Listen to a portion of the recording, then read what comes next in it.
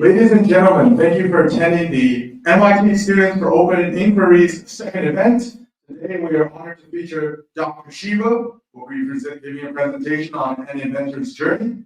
Hope you've had a chance to sign in here or over here. As you can see, some exciting stuff is going on. With that being said, as you already know, this event is being recorded, so you might become famous. What's the MSOI all about? Let's see what it is all about. MSOI is a student organization that was just founded to restore freedom of expression and intellectual curiosity to MIT campus. MIT is the epicenter of science and technology of the world, and science, as always, things in science got discovered by people questioning the status quo, by people trying to explore and interact with unorthodox or different views, trying to do different things from what's been established. And so, in the spirit, we deem it's necessary and to promote freedom of expression and the spirit of open inquiry at MIT.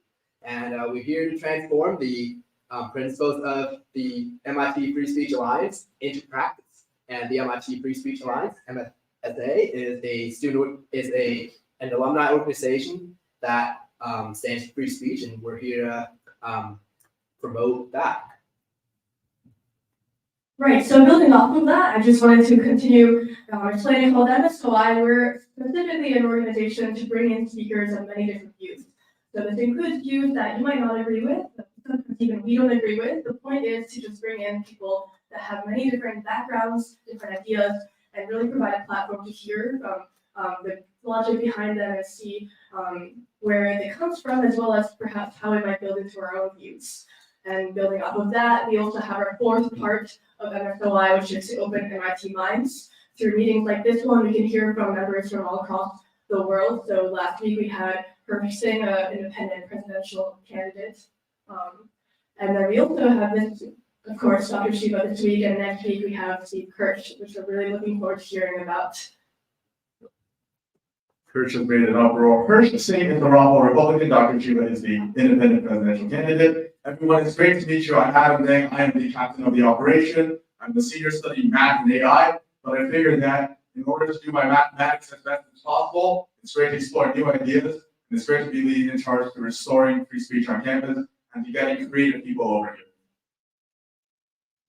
My name is Isabella. I'm a first year here at MIT. I'm studying physics as well as computer science, but I agree, just like Adam, having a broad view of many different backgrounds outside of physics and CS is extremely important just to who I am, as well as better doing work in my fields.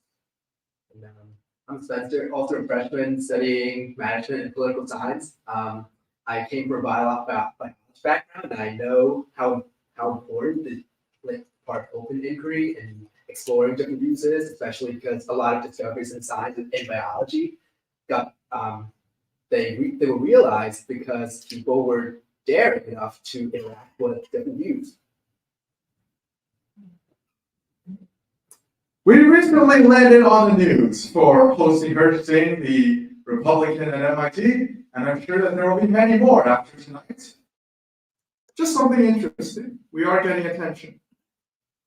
With that being said, please rise for the national anthem. It is our tradition. You rarely hear it at MIT, but the MSOI will do this. Oh, say, can you see by the dawn's early light what so proudly we hail at the twilight's last gleaming, whose broad stripes and bright stars through the perilous fight o'er the ramparts we watched were so gallantly streaming, and the rocket's red glare, the bombs bursting in air, gave proof through the night that our flag was still there. Oh, say does that star-spangled banner yet wave, o'er the land of the free and the home of the brave.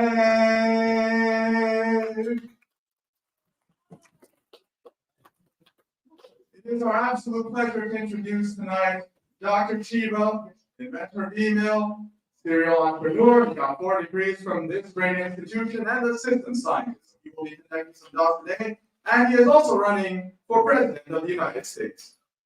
With that being said, we hand it over to Dr. SHIVA.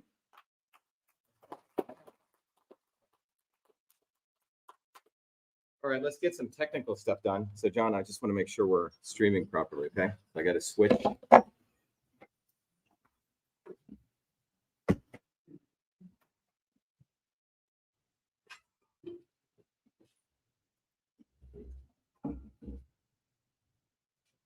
I have to share the window, right, John? The window is, yeah, you have to share the window.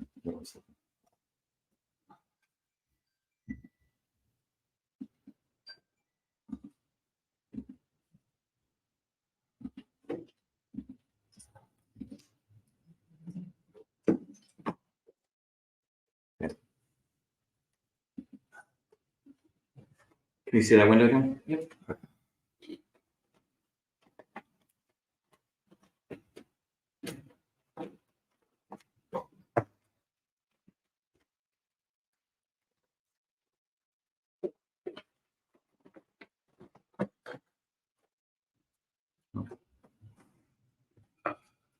All right, thanks for bringing that.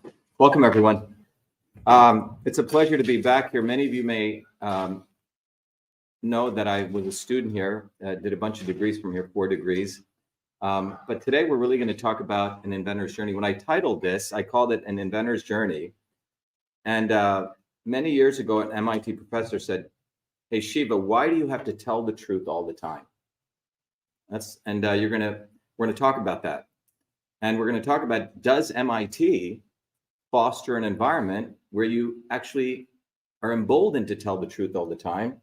Or are you put into a framework of conforming to only tell the truth when it's opportunistic for you? And that's really the question that we're going to talk about. And what I'm going to walk you through is my journey as an inventor, but in a much deeper sense, that I've always told the truth all the time and also at the right time. And you'll also hopefully get an understanding that there are people on social media today, everyone's exposing truth, right? But you have to ask, when are they exposing it? Are they doing it for views and clicks, to be grifters? Or are they doing it to actually change the world? It's a very fundamental difference. And are they telling the whole truth or the half truth? So we're going to talk about that. So before I go into that, John, you're going to have to move the machine over here because we're going to have to share the sound. We have a little bit of technical stuff that we're working through. So I'm going to start with sharing 2 videos, and then we're going to go into this.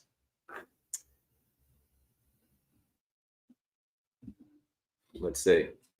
So let me see if I can pull this off. We did a test. So hopefully I can do this. All right.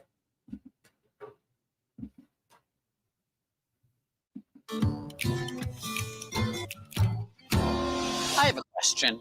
When was the last time you licked an envelope? Remember that I just licked blue face? The olden days. You guys hear it? Electronic life is very different now. How many times have you already checked your email today? There's actually one man who's he almost single-handedly made that glue-licking face extinct.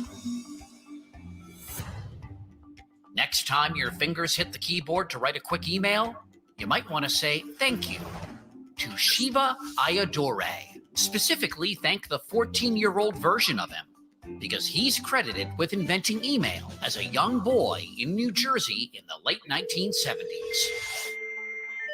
Hi, Shiva. Thanks for joining us. Thanks, Mom. Glad to be here. How did email even come about? Share some of the important steps in the development of this. My parents and the invention of email in many ways are probably one of the best examples of the realization of the American dream.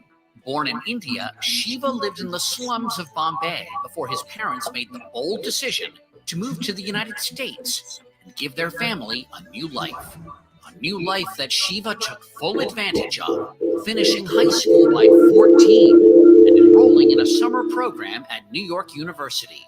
Shiva found a job in the office of a medical college. His task was to transform the paper-centric interoffice mail system into an electronic one.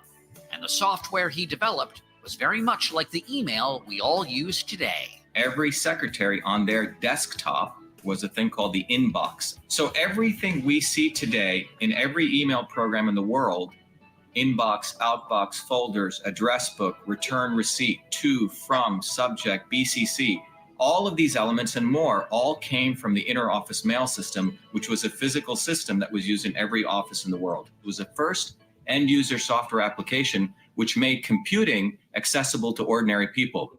Shiva has 4 degrees from MIT. He's created multiple companies, and he also happens to be married to television actress and producer Fran Drescher.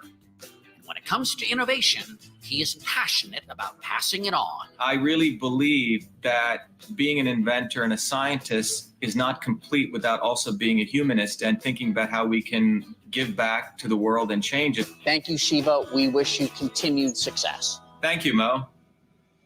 All right, so I want to play that one video. I want to play another one. Let's play this one.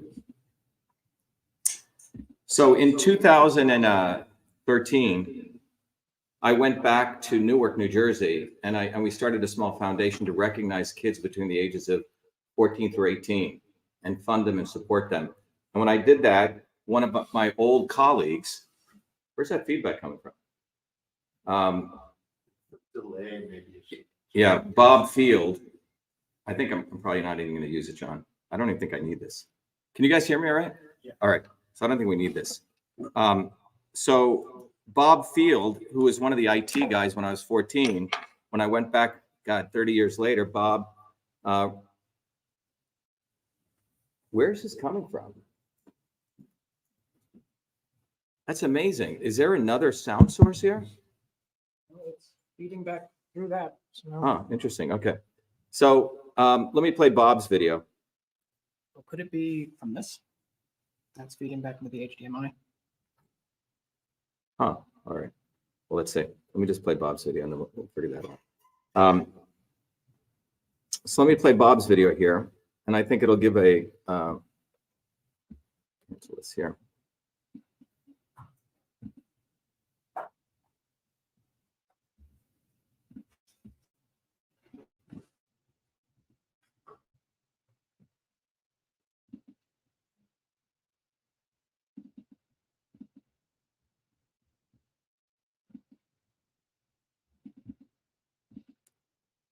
So Bob Field at the time was, I think, in his 40s, and he was the database guys.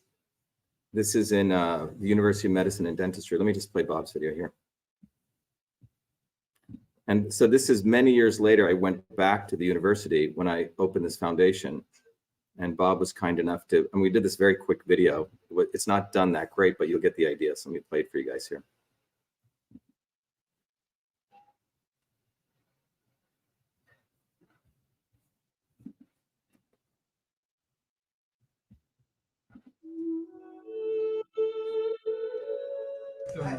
Remarkable to be able to build such a large system, the limited resources that they had available, forgetting even the implementation of the scope of this system on the systems that we had available. Nowadays, computing programmers, they have access to gigabytes worth of memory. And we were running systems where Shiva had to write 65,000 lines of code that ran into anywhere from 7 to 11 kilobytes. That's thousands, not mega, million, not giga, billion bytes of code. Manually segment the code, overlays, other things. Just from the sheer view of being able to do that with any program was a monumental accomplishment forgetting the innovativeness of what he was actually creating. That was really an act of perseverance. Of course, he did it in a language that's dedicated to numbers, and he's doing a text-oriented program. It's nice to remember the past. So anyway, I think it's this. How's that? Is that better? All right. I think it was a connection. So let me, I just wanted to give you that quick sort of preview to the discussion. I hope it's a lively discussion that we have. And let me sort of jump back into the PowerPoint that we have. Okay. Unfortunately, we weren't able to play it directly, so I had to do this sort of rigmarole here. All right, John, are we set? So do you want to do it, the screen that we talked about? Okay, good. All right. So let me walk you guys through sort of the journey that I went through. How many people have been to India? Anyone? Michelle has. You guys have. All right. So I grew up in India. I was born in India in 1963. My 60th birthday is coming up on December 2nd. You guys want to come? I'll keep an eye out, but we're probably going to have a big party. But I grew up in India that the typical scenes in India were something like this, right? In Bombay, you'd see bullock carts, you'd see cars, you'd see buses, you'd see cycle rickshaws, you'd see people walking sometimes on their hands and feet, okay, if they were paraplegic. But India has transformed. Bombay is very, very different now. But the India that I grew up in was this kind of India, these kind of scenes. But a quarter of my life, or a third, I grew up in a very different kind of India, which was an India which was, you know, these kinds of fields in a village. A lot of Indians today in India don't go to the villages anymore because they think it's beneath them. But I grew up also in a village. My grandparents, and these are sort of the scenes in the typical South Indian village. That's sort of a temple, and you'd see a lot of these sprinkled throughout India. And my grandmother was a poor village farmer. When I meant a poor village farmer, I mean a poor village farmer, okay? Bare feet, she would be out in the fields putting in rice or planting cotton on small subsistence farms. But that was her day job. But on the weekends, she was a village shaman. Most people know in small villages in India, doctors, if they become doctors, they don't go back to their village. So who takes care of people who are sick? It's typically women. And in the traditional villages, the women learned their arts from ancient systems of Indian medicine. There's two systems of medicine. One is called Siddha, S-I-D-D-H-A, and the other one's called Ayurveda. Anyone heard of these? Some people have. Okay. To the Westerner, when they hear about these systems of medicine, they typically think there's some, nonsense, right? Or snake oil. But my grandmother was a village healer, and I saw her empirically on weekends. 30, 40 people would line up, and she would observe their face. And today, by the way, the Media Lab is creating technologies like this, and based on their face analysis, based on her face analysis, she would then predict their particular dysfunctions in their body. And the theory was that your face, or for that matter, in ancient system Indian medicine, different things reflected what was going on in your body. Some people use the eye, some people use the tongue, some people would use, urine or feces. But the idea was these were diagnostic measures. And based on observing people's face, she would figure out their particular constitution, you could call it their homeostasis, and their particular dysfunction.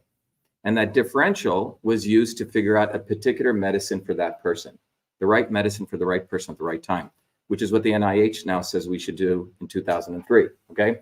But this was the ancient systems of traditional medicine. No one ever got the same treatment. Everything was particularly localized for that person, okay? Now, how did they do this? Well, I used to teach a lecture series at MIT, which was one of the most popular ones. And we used to teach these traditional systems of medicine and combine it, and we'll go through that. But if you look at those words, again, the average Western engineering student or scientist would say, what is this garbage, right? Or you would say, you'd poo-poo this. But this system of medicine had this concept of how the earth formed, or nature came into existence, called Purusha, Prakriti, everything you see in the manifest nature, sort of the energy forms of it, and then how it came into being in matter, and then the reflection of matter in three phenomenon that they call the tridoshas, vata, pitta, and kapha. And based on that understanding, each individual or everything in nature could be seen as a combination of these three forces, vata, pitta, and kapha. And that affected your body. Now, in the Indian systems of medicine, they weren't only looking at the physical body, but they also had the concept of chakras and energy centers, which again are not, some people may believe in them, but in the Western system of medicine, they're not really looked at. But anyway, nonetheless, I don't have time to go into all of this, but this was what she had learned. And based on this, she would observe people's situations, and then she would prescribe different modalities. Now, those modalities could be herbs, it could be massage, it could be sound healing, but there's a whole range of modalities. And I saw her empirically heal people. So I was very moved by this, because here's a woman with no degrees, tattoos all over her arm, chewed tobacco, you know, and she was the village healer. So that was a very, very interesting experience I had. Now, that system of Indian medicine goes back to this whole concept of these sages who wrote these formulations in sort of a poetry in a language called Tamil, which is still, you know, spoken today. And these still exist. The Indian government starting to convert them. And the story goes that these were passed on through these yogis, who you would call ancient professors, right? Rishis. So anyway, and then for an individual, you know, you'd make particular combinations. So anyway, that was one of the early experiences I was exposed to as a child. The other experience, the unfortunate experience I also had, was India has a caste system.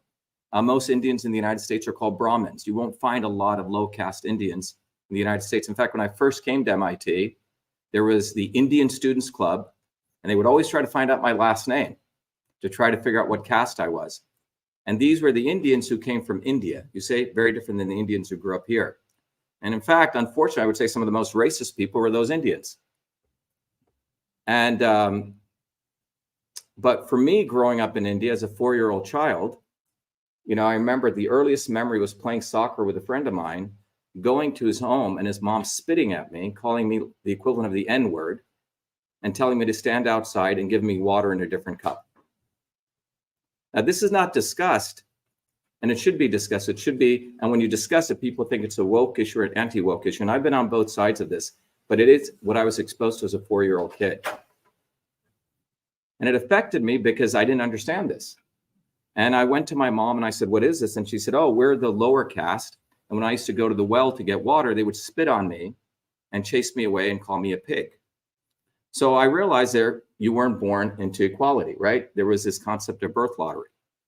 And so as a child, I got very moved by this and started studying why this existed. And in India, they used to have these very interesting comic books in those days that you could study different people, autobiographies. So my grandmother also brought up the story, if you have studied any of the Hindu mythologies, of Rama, the Ramayana, about the story of Shiva, you know, the struggle to fight evil, all these wonderful stories. And my grandmother would tell me these stories as I lied in her lap in that village. And they were very moving stories, but ultimately it was about loyalty, fighting evil, and not compromising.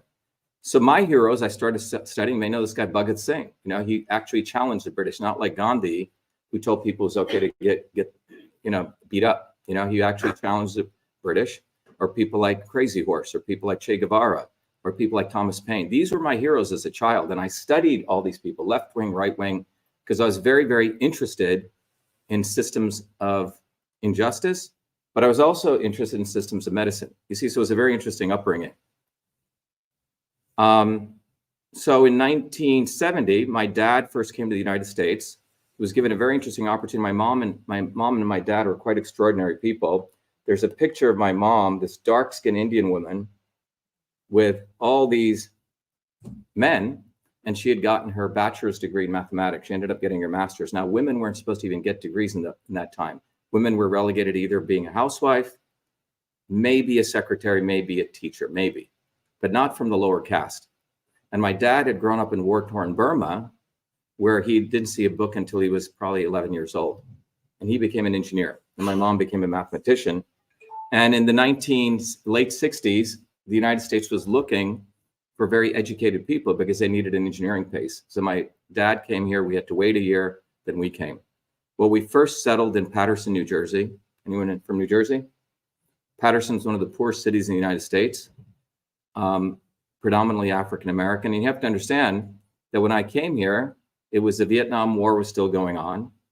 You still had massive segregation in the United States, and it was sex, drugs, and rock and roll. So this very traditional Indian family comes into Paterson, New Jersey. There weren't a lot of Indians here at the time, you know? And then my parents moved to a place called Clifton, which was sort of half black, half white, always public schools. Then we moved to a place called Parsippany. And in 1979, 1975, I had the opportunity to go back to India because my grandmother was dying. And that's when I realized the stark differences between the United States and India. In the village, you had dirt roads, you have no running water, you have no electricity. And as I was leaving, my grandparents were crying because they knew that I would go back, and they had this deep love for me. And at the time I was 12, and I realized that I should do something with my life of significance. As you know, in those days we had the old caboose trains, and I was leaving my. It was a very emotional day, and this deep part of me decided that I would use the opportunity that the United States afforded me to learn stuff, to excel, and to hopefully want to change the world. So that was a trajectory that I was on. So when I got back to the United States in 77, 78, I studied my butt off. I was very good at athletics too. And something interesting happened. I did very well in math. And my mother, who was working at a place, got this little clipping. It said NYU invites high school students. And you may not be able to read it, but her coworker had said, Mina, my mom's name is Mina, I thought you might be interested in this. A professor called Henry Mullish, this is in 1978, when a computer would probably fill up this entire room. Mullish, and this was at the Courant Institute of Mathematical Sciences, one of the most elite mathematics schools. He had decided that he had gotten a small NSF grant that he was going to select 40 students in the United States in a competitive exam, a competitive application process to come to NYU in sort of almost a military like Navy SEAL type program where you would learn 6 computer languages, digital circuit theory, all this kind of stuff. Now, I wasn't officially allowed to participate because it was only for people who were juniors. I was, I think, a freshman or sophomore. I applied, I got accepted, but now I had to go from New Jersey all the way to New York. So if you've been there, you have these trains. It still goes there from New Jersey. It's called the PATH train. So I'd take the train. By the way, most parents are afraid to let their kids walk outside these days, okay? So my parents allowed me to go to New York by myself on this train. It's about an hour and a half train. My mom would drop me off there around 5 or 6 a.m. I'd get there, and it was an 8 a.m. to around 8 p.m. program. So these are some pictures of NYU if you haven't been there. These were the lecture halls. I graduated #1 out of those 40 kids. And then when I got back to high school, I was pretty much done. But I had, I think, a couple of humanities courses left. So something extraordinary happened. By the way, women have been very key to my life, not only my grandmother, but there was a teacher by the name of Stella Alexi, actually just passed away at the age of 93 a couple of years ago. But she was starting this concept of independent study in a high school. And she wanted to let kids or figure out if they had excelled to do other things. Now, this was unheard of in the 1970s. She had to fight not only with the principal, but with the superintendent of schools, because I had gotten the opportunity to go work full-time at what was called Rutgers Medical School. So Livingston is one place, Newark is around 30 miles away. So she fought for me to go in the middle of class, I had only a couple of classes, to Newark as a 14-year-old, work there, and get some independent study credit. Anyway, she was successful in doing that, but she was a fighter. If it wasn't for her, I wouldn't have had this opportunity. And obviously it fell on my mom to figure out how to get me back and forth, you know? So anyway, if you've been to Newark, there's at that time, the medical school is called the University of Medicine and Dentistry of New Jersey. And this is in the heart of Newark, New Jersey. And most white people are afraid to still go into Newark. They think they're going to get mugged. All right. And that time the crimes were even worse. But all of the people in that hospital became my close friends, the secretaries, the nurses, the custodial workers, etc. And they didn't pay me the first year. I was given the title of a research fellow as a 14-year-old kid. Dr. Les Michelson, who was the head of the lab, he was a physicist out of Brookhaven National Labs. And remember, this is the early days of computing. He had gotten some mini computers and he was starting to use computing to analyze data in medicine, right? So people are getting cardiology data. He was building algorithms, that kind of thing. And his name is Les Michelson. Les is still there. And so Dr. Michelson saw me and he said, look, here's the rule. We're going to treat you like an adult. And we're not going to give you any special treatment. You have to show up to work. Here's your desk and you have to work, as hard as we do. Now, everyone in that lab was probably 30 to 50 years older than me. But what was phenomenal was I was not treated like a lower caste person. I wasn't treated less. I was treated like a human being. And given my work was, I was judged by the work I did. And I worked my butt off. I used to work until 2 a.m, et cetera. And what was the job I was given? First, I was given an interesting job because I was interested in medicine. Rutgers Medical School in those days was just getting computers, but they also had phenomenal data from Montefiore Hospital on longitudinal data on baby sleep patterns. And there's a disease called sudden infant death syndrome, SIDS. This is 1978. The idea was, could you look at these sleep patterns and when they knew when the baby stopped breathing, could you connect the two, what you would today call machine learning, right? And could you predict the onset of an apnea? So that's what I ended up doing.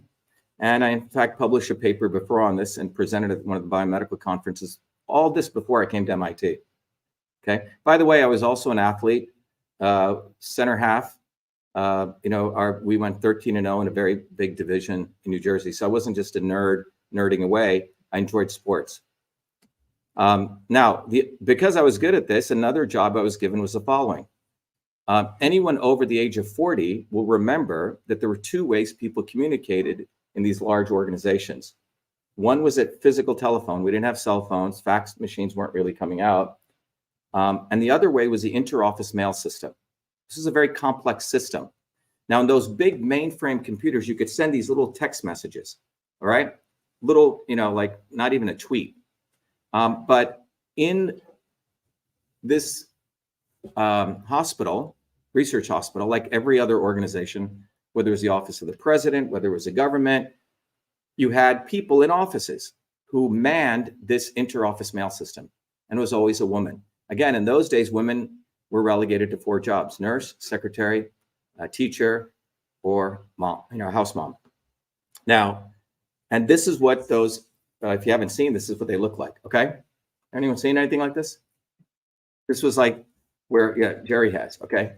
But in every office, people had on their desktop, a secretary on our desk had an inbox, a physical box, an outbox. And I want to walk through this so you'll understand this is not something simple, okay? She had something called a drafts folder.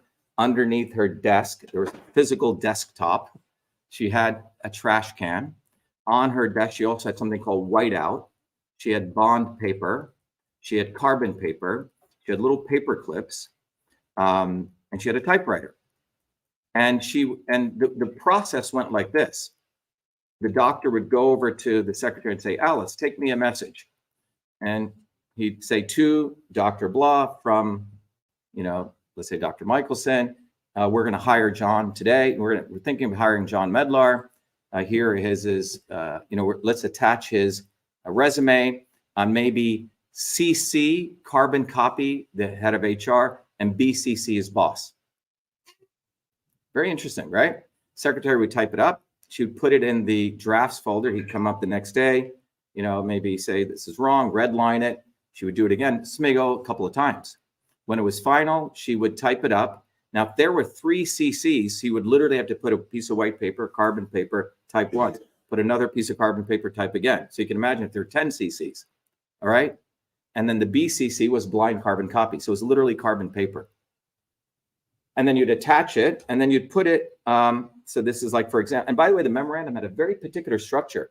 It would have plus sign, plus sign, plus sign, memorandum, plus sign. It was very structured. Everyone see this? To, from, subject, CC, enclosure, etc. And it would put in these little inter-office mail envelopes. Some of you may remember this. And then it would be sent out through these pneumatic tubes. Sometimes it would be put in something called the outbox. Someone would come pick it up. Sometimes you could also do a registered mail, all right, where someone would have to take it and they'd bring it back. So if you actually enumerated, this was hundreds of little processes. It was not just sending a text message, okay? It's not what we're talking about. We're talking about a system. Everyone understand what I'm saying? An interconnected system of parts. And so I was asked to convert this entire system to the electronic version, not spend 15 minutes, add an @ symbol and send text to the bottom of a file, which is what someone else did and defrauded everyone saying that he invented email. That's not email. That's called the exchange of simple text messages. And if you want to call that email, Samuel Morse should get the credit. But as a 14-year-old kid, worked every day, converted that entire system to the electronic version, and named that system email, a term never used before in the English language. So not only did I create all that stuff in Fortran, as Bob said, in a language, in 8K of memory, so I had to write all the memory swapping, all that stuff, which every software engineer today takes for granted, and named that system email. Why did I call it email? It's not an obvious term, because the operating system only allowed 5 characters, okay? And it had to be in all caps, and they'll come back to this. Everything, in fact, in Fortran had to be in all caps. All the variables, you could only have 6 characters, but the program could only be 5 characters, but everything was always in caps, all right? This was in 1980, captured in one of the local newspapers. Today, I think it's called the Intel Awards. In those days, it was called the Westinghouse Science Awards. I won one of the Westinghouse Science Awards, so this was known. It was known in the local newspaper. And by the way, this system was deployed to all the thousands of offices. I had to write the user's manual. Dr. Michelson has a nice video. He says, you know, we had a huge presentation of this. 400 people showed up. And he said the guy giving the lecture to these doctors and scientists was not some 50-year-old person, was a 14-year-old kid. So I was the software engineer. I was the customer service person. I was the documentation person. If you ever started a software company, these are all departments.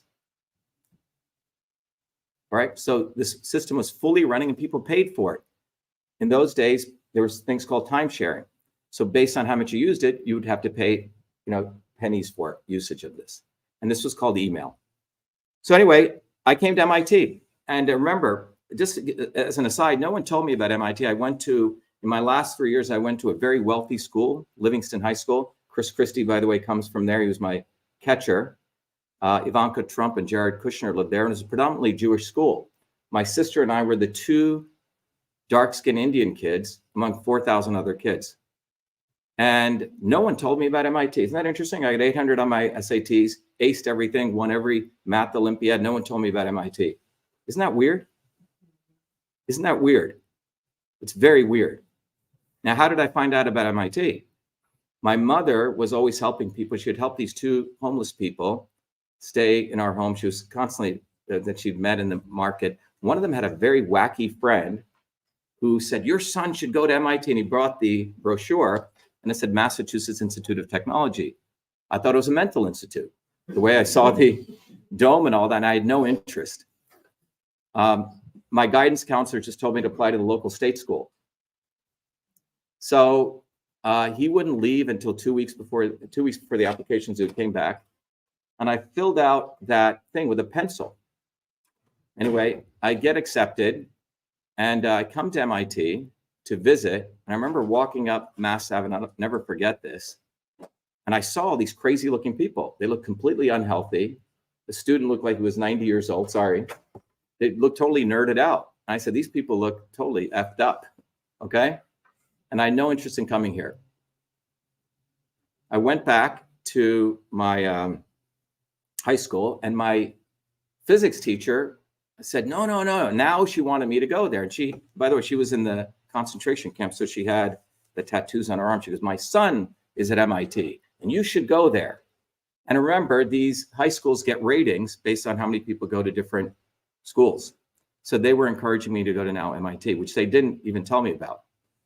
So I had no interest in coming here, but she said, you like Boston. It's a cool city. And I always liked cities.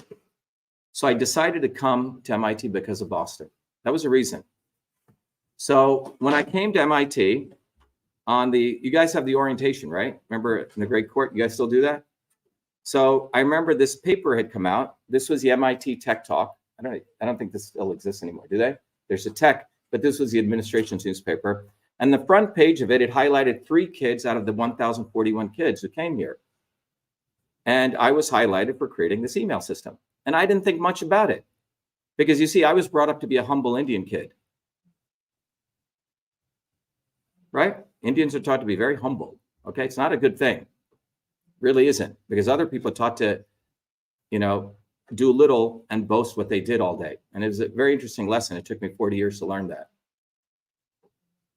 So I was elected student body president, freshman body president, and I went to Paul Gray. The president invited all the, student government leaders.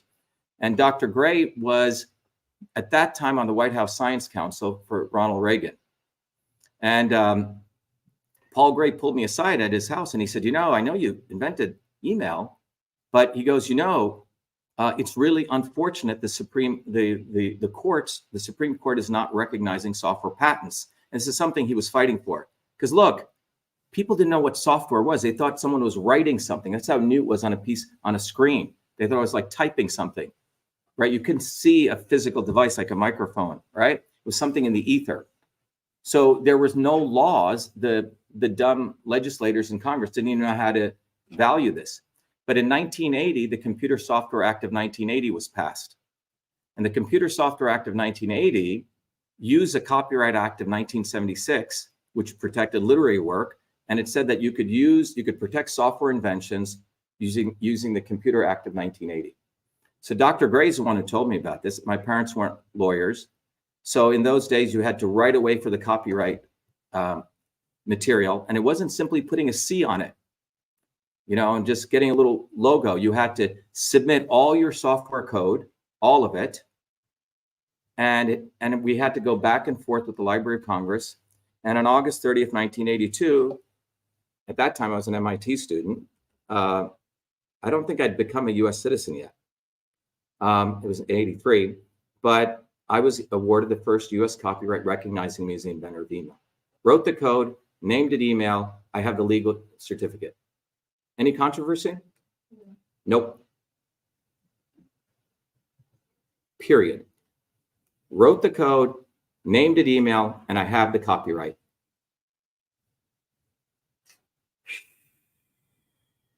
All right.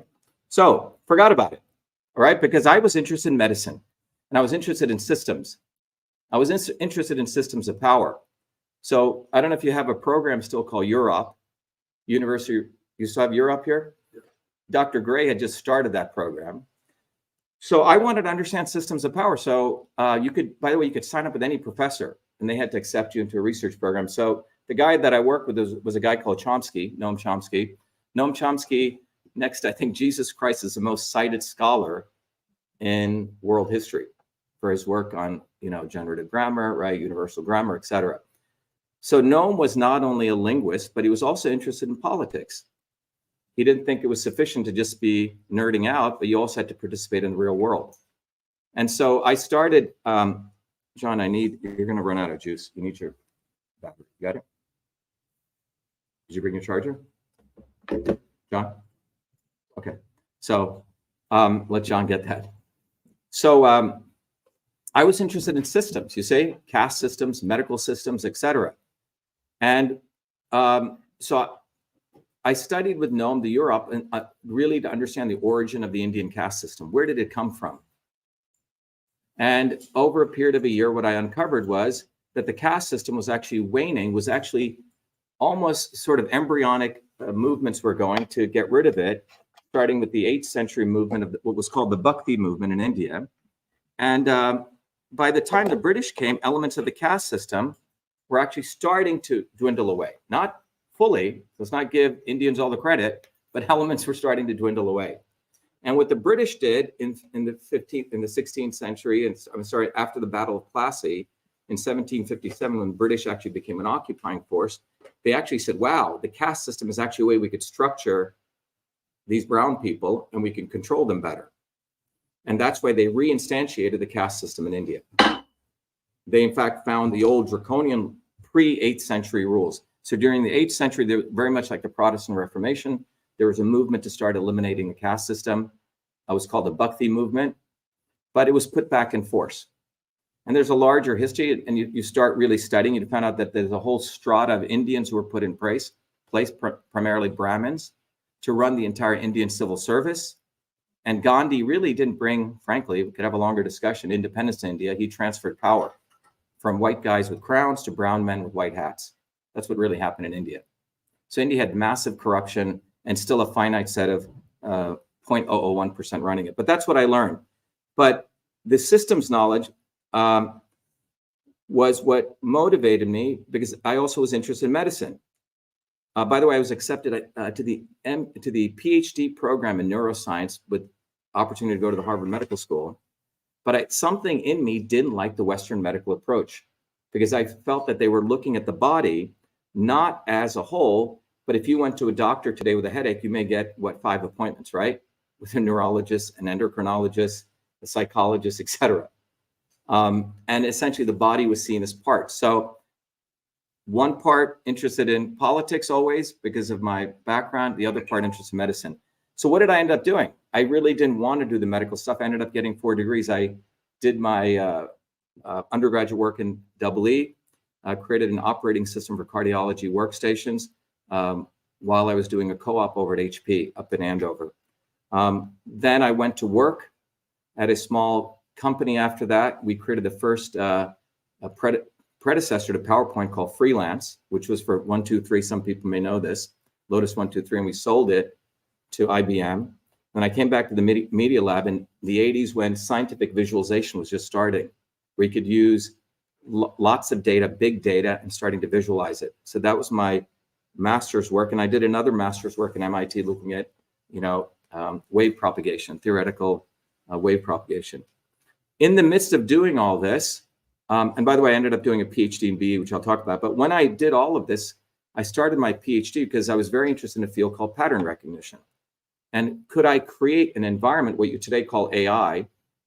So I created a framework to look at all different kinds of patterns, ultrasonic signals, face, and I realized signatures, that every domain was creating their own methodologies. And could you create an Uber way of handling any type of signal? And my thesis at that time was called Information Cybernetics.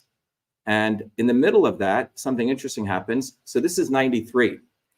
So if you remember, between 1978 to 1993, email was really an office application, an intranet application. You don't need the internet for email. Okay, another myth. In the old days, people would just wire a bunch of computers and you would put your email program on it. But what happened in 93? Anyone remember? There was a bomb under the Twin Towers.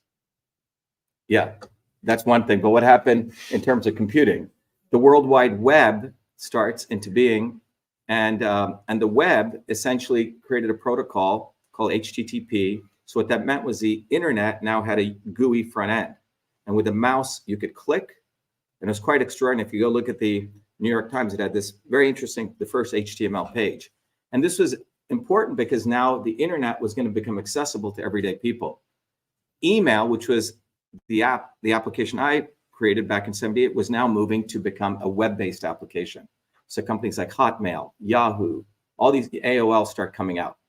And at that point, the application is moved to an online web interface. And if I were in a room of 1,000 people like this in '92, and I said, how many people have an email account? Maybe 2 out of 1,000. But in '93, '94, email use explosively grows because it becomes a consumer application. And because it becomes a consumer application, the White House was starting to get, or organizations were starting to get not just a few emails, but thousands. In fact, Clinton was in office at that time, and they were starting to get thousands of emails per day, and was doubling every month. And how did the White House handle email? They had interns. Probably shouldn't use the word interns with Clinton, but Clinton had interns.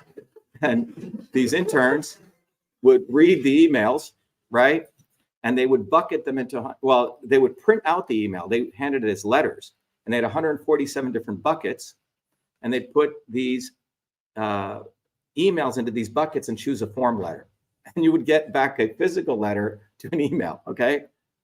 So anyway, the White House runs a contest with the National Institute of Standards to see are there technologies that could automatically read the emails and categorize them. There were 4 public companies involved. I was invited to participate because a professor at MIT had heard about my work. I ended up winning that contest and was in the Christian Science Monitor. In fact, won one of the Lemelson MIT finalist awards.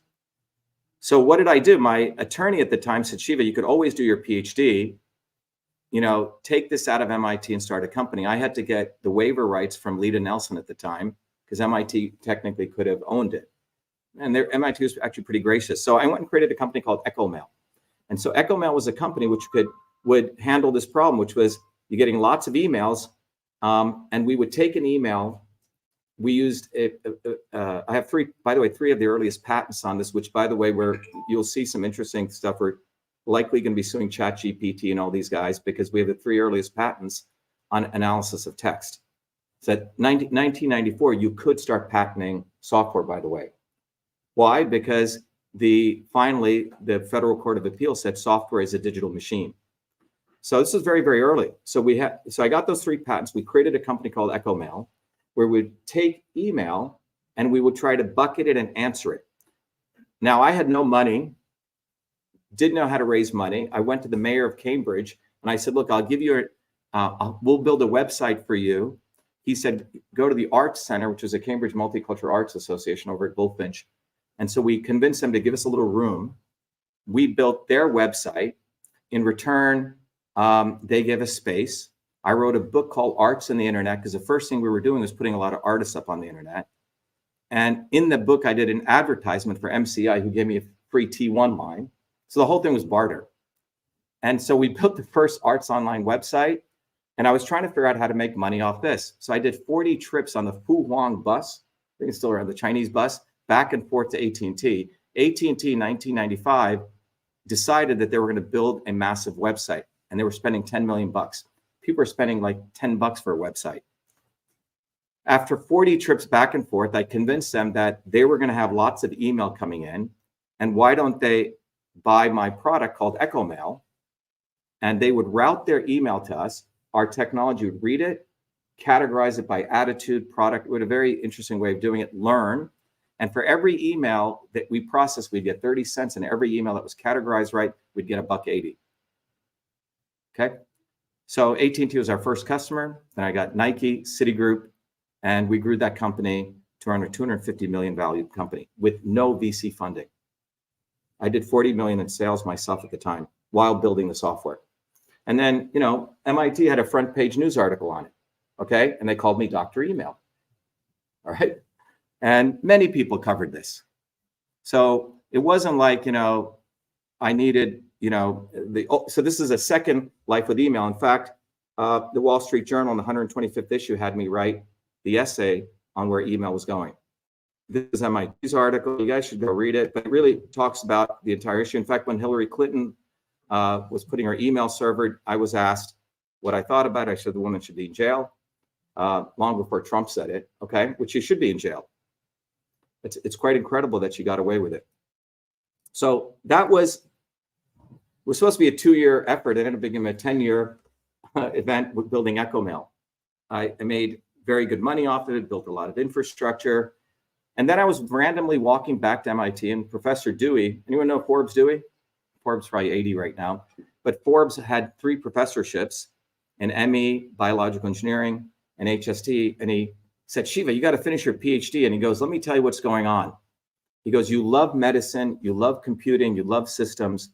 And what was going on was, some of you may know the Genome Project started when, 1993? You remember this? We knew at the time of the Genome Project, a worm had around 20,000 genes, protein coding genes. And the question was, how many genes? Well, we wanted to map out the human genome. The thesis was that complexity is directly correlated to the number of genes. More genes, more complexity, right? This is a very reductionist view of the world, but biologists are very reductionist. They do good work. So if you look at this curve, it starts going down and down and down. As the Genome Project progresses, we're not finding 1 million genes. We're not finding 100,000 genes. We only have about 20,000 protein coding genes, okay?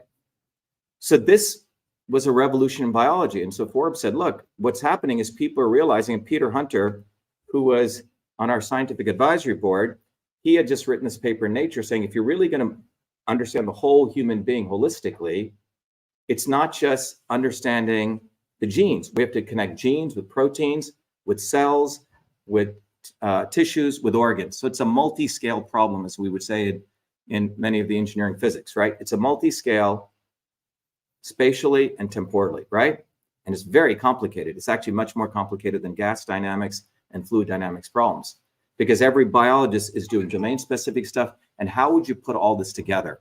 So in 2000, and by the way, just to give you the other piece of it, the implications are, in fact, I'll come back to this. Let me come back to this here. But in 2003, the National Science Foundation had put forward a grand challenge, which was, could you mathematically model the whole human cell? We wanted to move outside of the nucleus. And if you think about the cell as a well-mixed reactor of many, many chemical reactions, right? So if you read a paper in science today, if you go read a paper in cancer or osteoarthritis or whatever it is, you take the field of osteoarthritis, there's around 22,000 papers written in that field. At the end of every paper, typically, you'll see one of these ball and stick diagrams. These are called molecular pathways.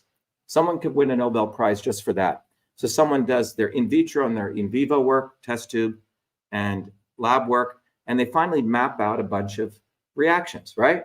And these are chemical reactions that they've discovered, like sodium plus chloride goes to sodium chloride, and they publish it. And then the biologist goes to the next problem and the next problem, right? Well, in 2003, these little molecular pathways were being converted using Michelson-Menten and different types of methodologies to small molecular pathway models. So imagine if you could, so a graduate student, if there's any grad students here, you may spend your 4 years just taking one of those, converting it, and then you're forgotten, right? So the issue is, could you mathematically create a whole model of the human cell? That was called the grand challenge. Now, why is this important? The implications are the following. In pharma is really, follows a very, very medieval model. They only work on a single compound, synthetic compound. They do 2 to 3 years of in vitro work. Then they kill a bunch of animals. That takes 5 years. If it makes it past that, that's called preclinical work. Then you get to go file for an investigational new drug. And then you go down phase 1, phase 2, phase 3. Everyone familiar with this? So, Cambridge is supposed to have 10 million square feet of lab space, okay? That's why all this lab space is being developed. But it's to support this very medieval process. 20% of the stuff coming out of phase 1 actually even makes it. And most of the drugs that make it all the way through only help 10% of the disease. So it's a very, very inefficient model. But because of the amount of capital in it, it keeps moving forward like a old elephant, And this is a reality of it. We spent 17% on healthcare, more than defense, because of this archaic system. And the funny thing is, more and more R&D gets spent on this system, and less new drugs are actually being found. All right? So it's a racket. And by the way, the pharmaceutical companies were tanking. Pfizer's revenue was $65 billion in 2012, and it hit $45 billion. If it wasn't for the vaccines, Pfizer would be in the dirt. So you have to really think about this. But this model is a completely defunct model, okay? So why does this occur? Because the way that drug development takes place is, it would be like the way airplane development took place. Someone has a design of some wing, they throw a pilot in, and if he fails, they go, gee whiz, we killed him. If he succeeds, then they rationally explain why that wing design worked, right? It's rationalized drug development. And when you really unravel this, you find out it's because of academic research is very siloed, like the blind man touching the elephant. And there's not an incentive for people to work together. If they did, you'd end up with an elephant that looked like that. So anyway, I came back in 2003 at the age of 40, okay? I had to take all my general exams again. And what I proposed was, if we're going to model the whole cell, we treat it as a distributed engineering systems problem, not a biology problem, not a biochemistry problem. And that resulted in my creating a new technology called Cytosolve. So 2003 to 7, I created it. Between 7 to 12, we had to publish because this was so new. And then 12 to 2019, we commercialized it.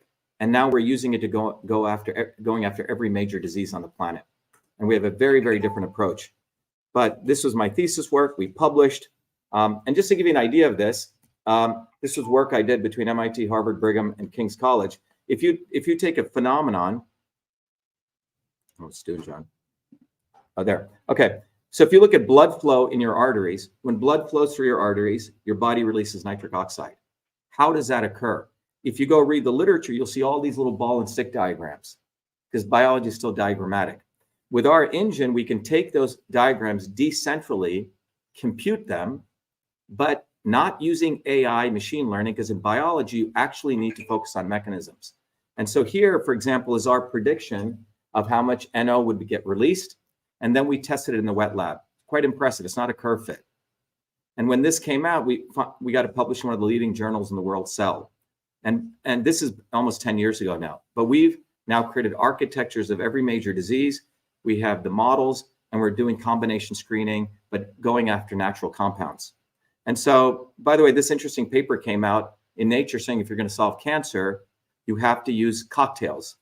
And my thesis was the only one presented there having the capability to do this. When this paper came out, and I don't know any of the writers, by the way, no inside job, we raised about $1 million. And what we ended up doing was, like the old models going back to my grandmother's times, where the yogi would combine stuff, we were able to, for example, look at combination therapy. So here we've modeled all the places curcumin, which is in turmeric, it's all the molecular mechanisms of inflammation, same with red grapes. And then we're able to do combinations. So we're able to find combinations that work better synergistically than the individual compound.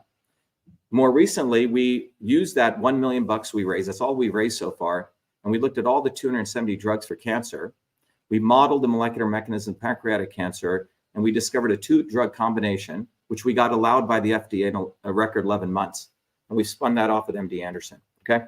And if anyone's interested, that's cytosol. All right, so that was 2007, finished my PhD. I decided to do something crazy. I decided, hey, let me take some time off, go back to India. And I want to study ancient systems of medicine, which is what my grandmother did. This was on the front page of MIT, okay? And it was a very interesting article. It's like Fulbright scholar wants to go back to India. Why does Shiva Ayyadurai want to go back to India with his 4 degrees? You know, because I wanted to go study ancient systems of medicine. And so the problem I wanted to solve was, if you look, this is the way the Western world looks at the body. This is the way my grandmother looked at the body. Could I intersect both of these worlds? Right? Because there's 2 different languages. Everyone following me? One world, both are looking at the body. They have 2 different languages. And the big aha moment I had, and I published this, the findings I published in an engineering systems journal. And what I discovered was that if you talk to an Indian physician, you know, like my grandmother, she would say, oh, your body, John, has a lot of vata, and Adam, your body has a lot of pitta, and therefore you should eat this and you should eat that, okay? So what I discovered was there's all these terms that are used. So karma is actually a word that means right action. It has nothing to do with some past life, actually. It's right action. The other word is karma phal, which is a fruit of action. Sounds like input and output, doesn't it? And vata, it has to do with aspects of motion. Pitta is like digestion, conversion, and kapha is storage, okay? Structure. And when you combine that with yoga, at one point, yoga and the Indian medicines were together, and they've been also been disintegrated. Sankalpa was a mission someone had. Manas were your mind. Indriyas were your sensors, and vikaras were disturbances. Anyway, when you look at this, the reason I put it in that framework is, if you study general systems theory, you have input and output, transport, conversion, storage. That comes from general thermodynamic theory. You combine that with control systems, and this is, if you take, I think it used to be called 203. I don't know what it's called these days. Anyone know? Controls class? But this is what you learn. This is modern Western engineering, right? The entire world runs on it. But when you lay them side by side, this is what you discover. So the ancient rishis were looking at the body as a system. The problem is most of the people who practice Ayurveda or Siddha, they just repeat stuff. They don't even know what they're saying. But this is what I uncovered, that the ancient systems of Indian medicine were actually an engineering systems approach, right? And so transport, conversion, storage are the same as Vata, Pitta, Kapha. When I put this into a tool to educate people, so you didn't have to go all the way to India to get, you know, or for that matter, pay these today, a lot of these new age doctors like Deepak Chopra, $3,000, $4,000 to diagnose you. So with this tool, we give it away. You figure out what kind of body type you are, when your body's off course, a black dot, and then it calculates for you the right foods that are right for you. We actually use a form of tensors. Then we put together an institute called Systems Health, where we've trained thousands of physicians, thousands of practitioners. In fact, I started teaching this at MIT into a course, which was called Systems Biology and Traditional Medicine, one of the most popular lecture series. And anyway, when I was in India, something interesting happened. When I was finishing my Fulbright, the Prime Minister of India, Manmohan Singh, through his Director General, said, "Why are you going back to the United States?" This was 2009. India wants to unleash innovation. We've had this innovation organization called the Center, that's what that logo is, Council for Scientific and Industrial Research. You have degrees from MIT, you created all these companies. Will you help us innovate? Because for the last 70 years, this lab has done nothing, and people are thinking that we're all corrupt. So my father-in-law at the time said, "Wow, you're going to be a deputy secretary in the Indian government, the highest level scientist, because no one gets that appointment." So I took it. And I put forward an entire plan how India could unleash innovation in a very rapid form. But what I found out was the guys that hired me really didn't want me to do anything. They gave me a huge mansion in Delhi, 3 cars, right? Salute you, everything you can imagine. And I'm 2 levels below the Prime Minister of India. So they thought the MIT guy would just sit there, make them look good. They didn't know who they hired, okay? I didn't do that. Eventually I realized that they didn't want me to do anything. And as I traveled around India, I found amazing scientists, but they were always in a feudal system. Their own bosses were jealous of them. By the way, India has produced no Nobel Prize scientists since colonialism. Do you guys know that? Not one. Gobind Khurana couldn't even get a job as a lecturer in India. He had to come to the United States. He won the Nobel Prize here. So you start seeing this massive inertia of the Indian feudal system that oppresses its own people. So I wrote, and I didn't want to hang out doing this, even though my father-in-law said, "Shiva, just shut the fuck up, be quiet, you will one day become the Minister of Science and Technology. Zip it." Well, I didn't do that. I wrote a report exposing all the corruption in India, what I'd seen. The scientists loved me and I was fired. Okay, this is a front page Hindustan Times. Not only was I fired, I was threatened. Some mobsters, bunch of mafia. I was evicted from my house, threatened with criminal sanctions, and then I had to leave India. And by the way, the night before I left, the #1 Indian news organization said, "Dr. Shiva, we'd like to interview you." I went to interview with them. They said, "If you give this interview, you may be thrown in jail." I called the US Embassy. They said, "Don't do it, come here." Anyway, the only people I could think about were my grandparents. And I said, if I don't do something, who will? And this is a decision every one of you will have to make, is if you are a scientist and you got into a certain level, are you willing to capitulate? That's not me.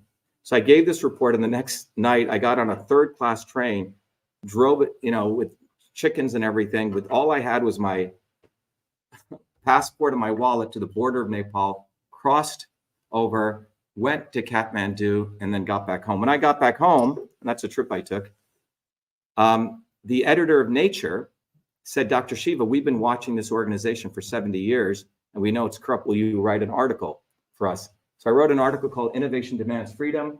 Why they removed the subtitle, "Why America Innovates and India May Never." It gets published. The Prime Minister's office threatens the editor of Nature. She freaks out and she pulls it down. Okay. So that's how I came back in 2010 back to MIT.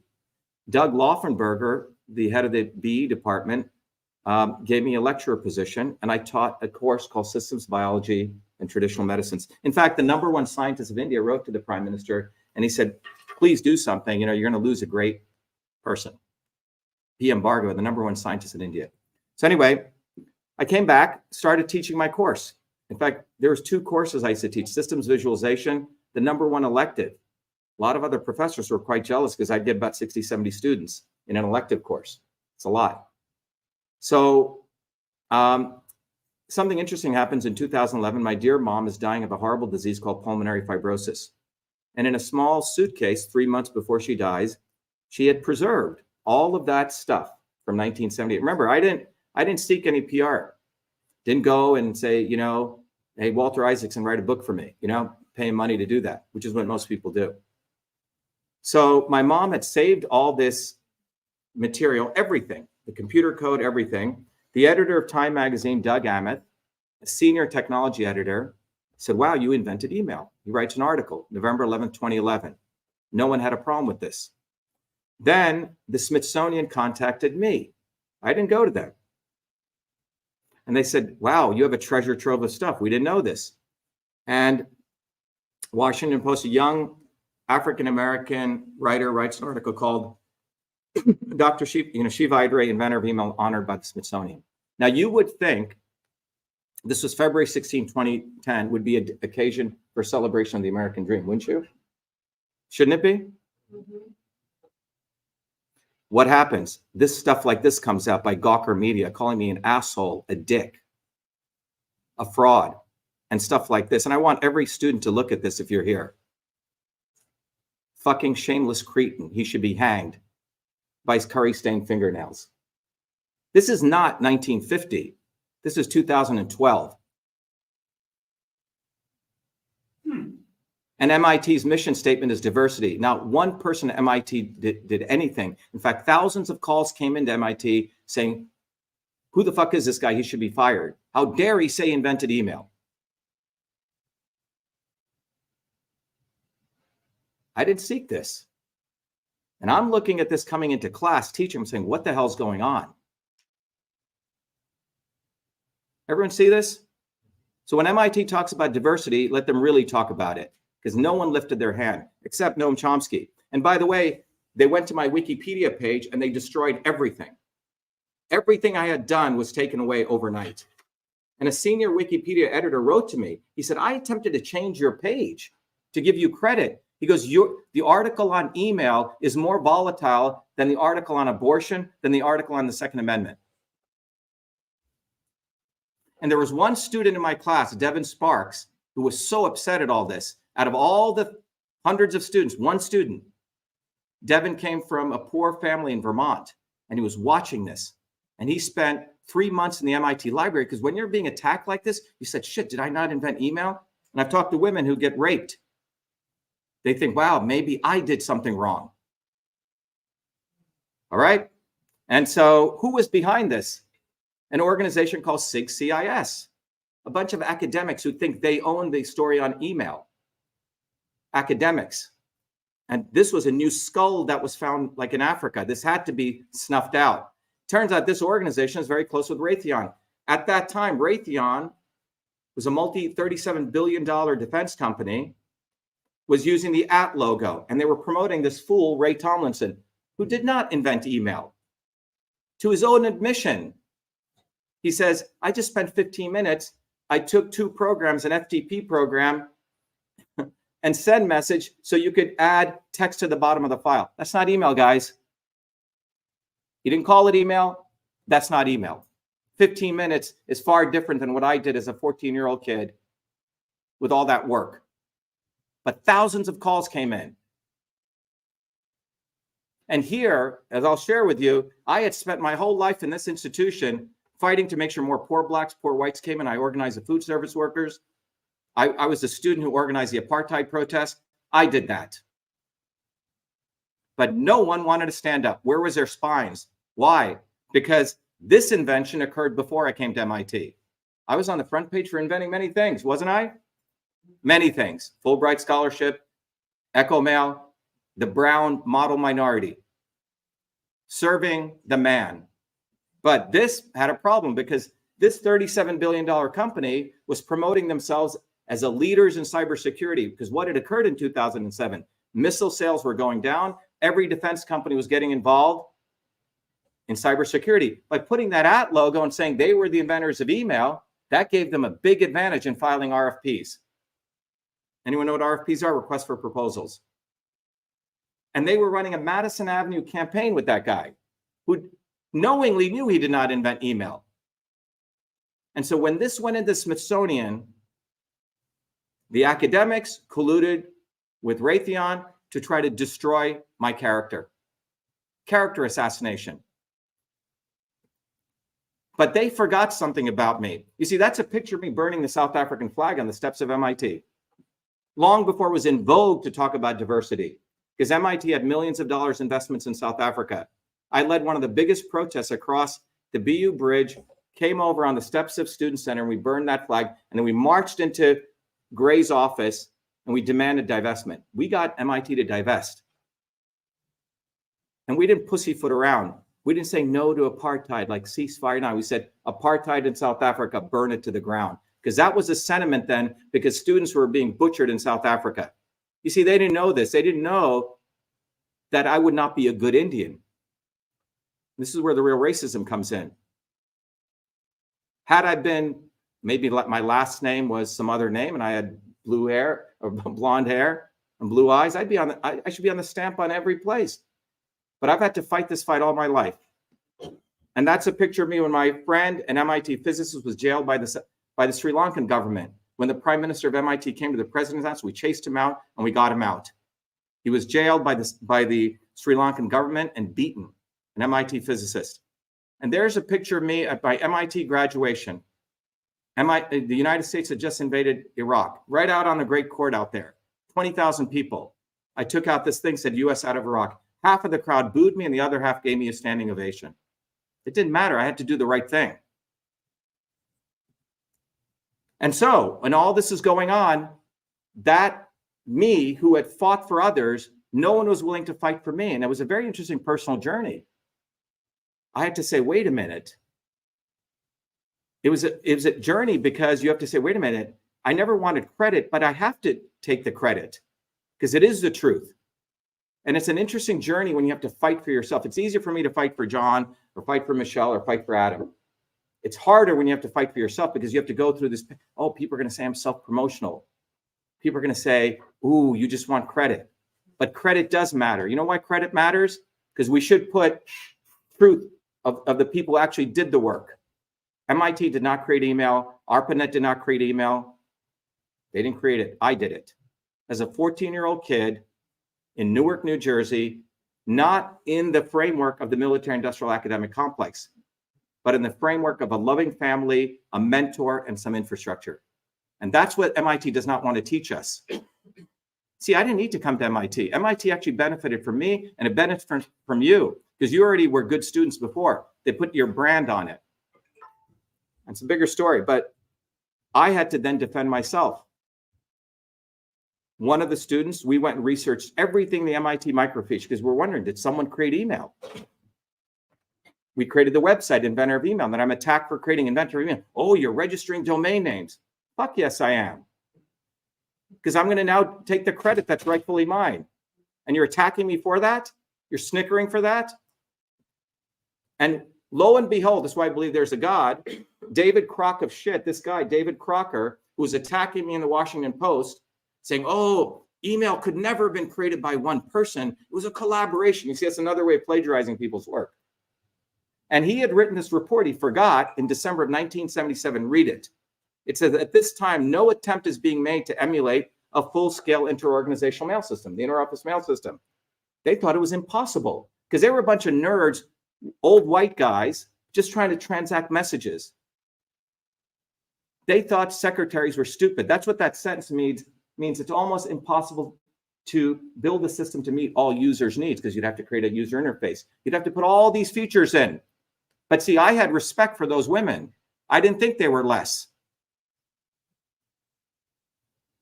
Is this becoming clear to you guys? So this was a document. When we put this out, Crocker got scared. He contacted Les Michelson to try to snuff it out.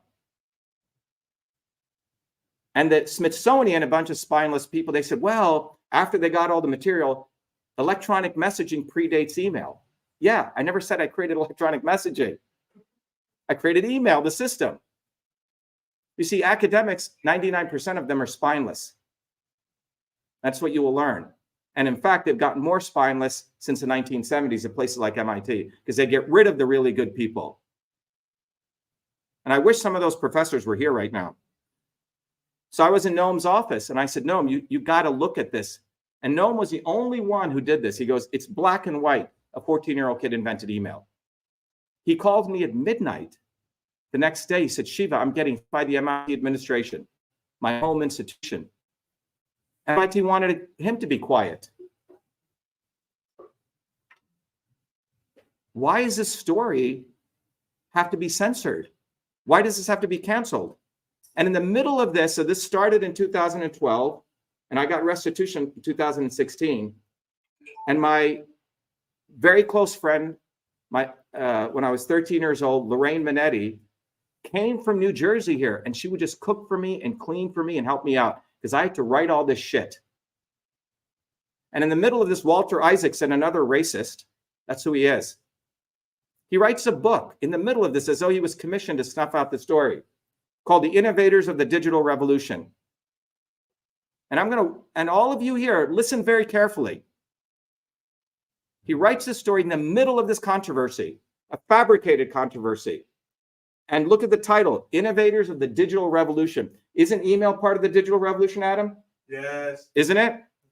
Bob? Well, it's not even mentioned in the book. And who does he attribute the great innovators? And please tell me if you see a pattern here. Do you see the pattern I see? Even a white woman. Where are all the dark people? Where are all the yellow people? I've never played the race card in my life. I never had to. But this was fucking racist.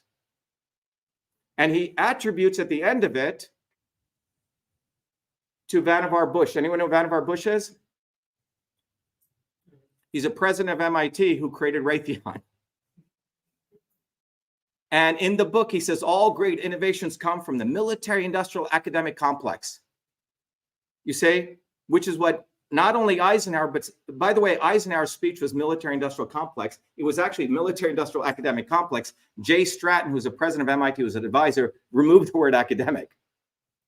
Then Fulbright used the word military-industrial academic complex. And what is this? This is basically saying that all great innovations come from the military, big academia, big corporations. And you see, all those people are part of that. I was part of that when I was at MIT doing all their great stuff. Right? Front page technology review, front page Fulbright, all of that. But you see, that brown skinned, dark skinned kid doesn't fit the narrative. That's a problem for them because that innovation took place before I came to MIT. You see, my point is you don't need to come to MIT to identify yourself to be an innovator. By the way, you could be a cool Harvard dropout. Ooh, then you get to make Facebook and Microsoft. That's cool because you get the Harvard logo. But problem is email was done before I came to MIT.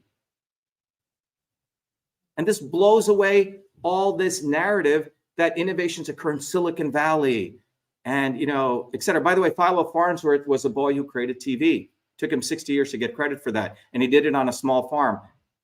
RCA stole it from him. So it's not only me, and he was 14. So we're brainwashed into thinking, ooh, I go to MIT. Now I'm an innovator. And then VCs put billions of dollars over into Tech Square, and one Google comes out, ooh, aren't we great investors? It's all bullshit. The truth is, innovation occurs anytime, any place, by anybody. I didn't need to come to MIT, guys. MIT was lucky to have me in retrospect. And I can say that with boldness. MIT is lucky to have you. It's a brand. Now, you may have seen this. If you haven't seen the story, you should see the story called The Inside Job. It's a fascinating story. But you'll find out that this guy, an academic, and most of the academics are part of an organized crime network right now. That's who they are part of, unfortunately. He wrote a beautiful thesis called The Financial Stability of Iceland. You see, they do all these beautiful articles. This professor at University of Minnesota wrote the thesis about how Alzheimer gets formed 16 years ago, and he had photoshopped Western blots. $3.7 billion went into his research. And it was only discovered. Has anything happened to him? Nothing. Why isn't he in jail? Anyway, this guy had put forward this thesis of financial stability in Iceland. Well, Iceland collapsed. And then he went to his own resume and changed the title of what he'd written. Remember when people said smoking was good for you? This was about, so you have academics, as Dick Lindzen, who's a professor at MIT, said, have become prostitutes now. It's the oldest profession that's practiced right now. And we all have to, you guys all have to reflect on that. I don't, I've already done it. But you do. Because I know you got some messages. Ooh, how dare he says he invented email. Well, I fucking did invent email. And if it doesn't compute for you, well, that's your problem, not mine. All right, and we know what happened at the time of Galileo, okay? But guess what happens? After 4 years, I finally found an attorney when I was out in Malibu, Charles Harder, who had just won the Hulk Hogan case because Gawker had put out sex videos of Hulk Hogan banging his wife's friend or something, okay? But they put it out there. He sued, he won a $150 million lawsuit. Charles looked at my stuff, he looked at all the materials, and you should all look at the materials. The facts are facts. And he said, wow, you invented email. We sued Gawker for $35 million, and I won.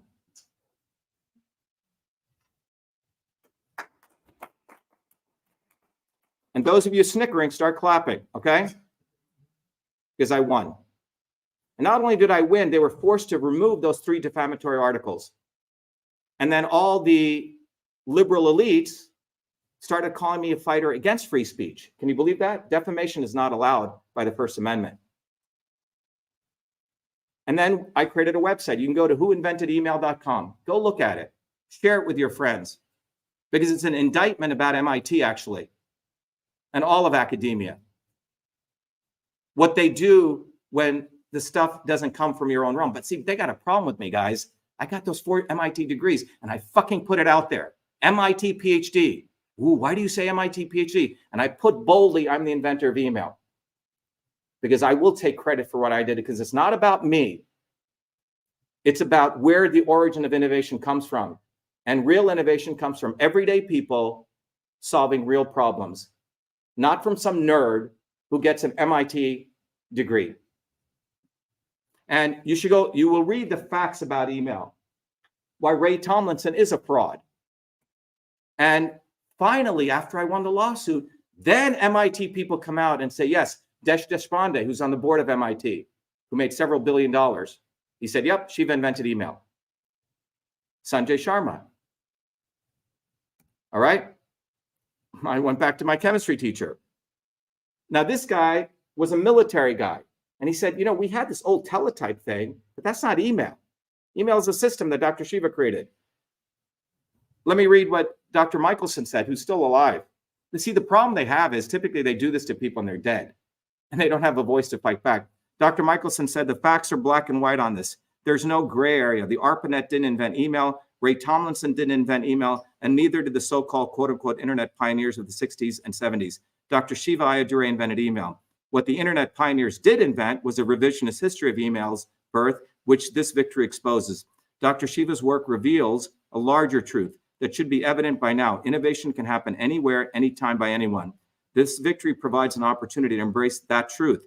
The sooner we do, our lives will be enriched by the thousands of other Shivas that do not have the luxury of working in the established bastions of innovation, but nevertheless have the intellect and the drive to make big contributions. You see, there's a lot of other people like me, but they fucked up when they let me into MIT. Because I give those people a voice. And that's what this is about. Because this country was created on freedom, truth, and health. It was created about the individual being able to pursue their dreams, not a finite set of people controlling narratives. You can go read Stephen Chow's work, the #1 lawyer on this issue. He said, of course he invented email. He has a copyright. Had patents existed, he would have done that. And let me read finally Debbie Nightingale, who was a dual professor at MIT, the head of systems, the engineering systems division. She said, email is a system, not the mere exchange of text messages. It is the electronic emulation of a complex system process that already existed in the interoffice mail processing environment, where collaboration was front and center. An email message, unlike a simple text message, touched multiple sets of people in the intra and interorganizational enterprise. to get major tasks done, make decisions, hire employees, formalize contracts, close business, and much more. In short, an integral system for running an organization, small or large. This is what email was designed for, and it makes absolute sense why it came out of a health sciences institution where collaboration was critical to day-to-day operations. Dr. Shiva Ayyadurai is the inventor of email, that enterprise system which is a mainstay of every organization. He never claimed to be the inventor of electronic messaging, as the Smithsonian and the Washington Post stated in error, and got completely wrong. There's no controversy except the one fabricated by these quote-unquote internet pioneers to confuse and mislead journalists. Real journalists and scholars without vested interests and prejudices need to set the record straight. And then you can read what Noam Chomsky wrote. He said the efforts to belittle the innovation of a 14-year-old child should lead to reflection on the larger story of how power is gained, maintained, and expanded, and the need to encourage, not undermine, the capacity for creative inquiry that are widely shared and could flourish if recognized and given the support they deserve. They suggest an effort to dismiss the fact that innovation can take place by anyone in any place and any time, and they highlight the need to ensure that innovation must not be monopolized by those with power, power which, incidentally, is substantially a public gift. MIT would not exist here without tax dollars of everyday hardworking people, like those people in Newark, New Jersey. And then Arvind Gupta, who's head of the Digital India Foundation, said Shiva Ayyadurai is a father of email. For far too long, we've all been led to believe that communication's greatest innovations came out of defense research, inspired by the needs of war. Email was created in a place of light and cooperation, and it is important for people across the world to understand and appreciate this.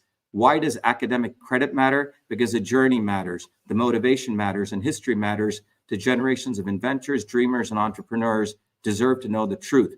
Big change happens in small places when opportunity meets people who are driven to find answers. That's how email as we know it came to be. And then finally, Michael Podlipsky, who was around all these numbnuts, called the ARPANET. And he wrote a great essay called, and they argued all night, how all these guys would get together to try to just get credit. And if you haven't read the essay, go read it, because he wrote 20 of the RFCs. He says, a Raytheon BBN guys who always seem to get to write the histories and hence always seem to have claimed to have invented everything. Enormous bias can be introduced into all history books, much less techno-history ones, based on whom the authors talk or refer to first, and whom they find agreeable, of course. All right. Any questions on who invented email? Yeah. About all those people. Wow. Basically, helping you before the lawsuits, except for Trump. I didn't. How do you feel about that? I don't know what you're trying to say. So basically, this you were telling us that Trust Me was the only one speaking in your favor. Oh yeah. All the other people that now They came after. Yeah. So how do you feel about that? Well, the thing is, once you win a lawsuit, it's like lemmings, guys. That's what I'm trying to say. What is a true intellectual? A true intellectual says the right thing at the right time, not when it's opportune. Right? That is what academia was supposed to be, and it's completely degenerated. You went into academia to be bold, to be radical. That's not what it is anymore. That's why there's not any great innovations coming out. Let's be honest. Go read Peter Thiel's book, From Zero to One. All the AI stuff that we have today existed, I'm sorry, in the 1960s. It's not anything new. So let me finish with it. I think we're going, right? You guys okay? Can I wrap up with a couple things? So my point is, you cannot be a great scientist or great engineer without also being an activist. Now, when I was walking down MIT in the middle of this controversy, I don't know if you saw this. It said, buy fresh, buy GMO. Front page MIT Technology Review in 2014. And I'm looking at this and I'm saying, they were making fun of the buy fresh, buy local. And so the issue was, at that time, there was a raving thing, pro-GMO, non-GMO. And, what's the difference, right, between something that's non-GMO and GMO? It turns out, what's the difference between these two, right? It turns out that in 1976, there was a ruling passed called substantial equivalence, which was done for medical devices, that if you made a stethoscope and you later changed just a little piece of it, it used to take 7 years to get a medical device through the FDA.